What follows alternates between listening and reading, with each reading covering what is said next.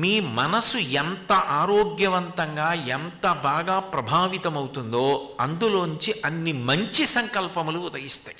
నేను ఈ మంచి పని చెయ్యాలి, ఎట్లాగైనా ఈ మంచి కార్యాన్ని నేను సాధించాలి అన్న ఉత్సాహం పుడుతుంది. ఇప్పుడు ఆ కార్యాన్ని చెయ్యడం కోసం మనసు నిరంతరం ఆలోచనలు చేస్తుంది, తన శక్తిని వినియోగిస్తాడు. ఆ ఉత్సాహం మరణించకూడదు, కార్యములు మంచివి చెయ్యాలి. ఆ చెయ్యడం చేత మనిషి కీర్తి పొందుతాడు. భర్తృహరి నీతి శతకం చేస్తూ ఒక మాట అంటాడు: ఆపదలందు ధైర్యగుణ మంచిత సంపదలందు దాల్మియున్ భూపసభాంతరాళమున పుష్కళ వాక్చతురత్వము వాజి బాహాపటు శక్తియున్ యశమునందనురక్తియు ప్రకృతి సిద్ధగుణంబులు సజ్జనాళికిన్ అంటాడు. ఒక ఆపద వస్తే మృత్పిండం పడిపోయినట్టు, మట్టి ముద్ద చెయ్యి జారి కింద పడిపోతే ఎట్లా పడిపోతుందో అట్లా పడిపోకుండా, బంతి కింద పడితే మళ్ళీ ఎలా పైకి లేస్తుందో అట్లా ఉత్సాహంగా మళ్ళీ పైకి లేవగలగాలి. అటువంటి గుణాన్ని ఎవరిస్తుంది అంటే అమ్మవారిస్తుంది.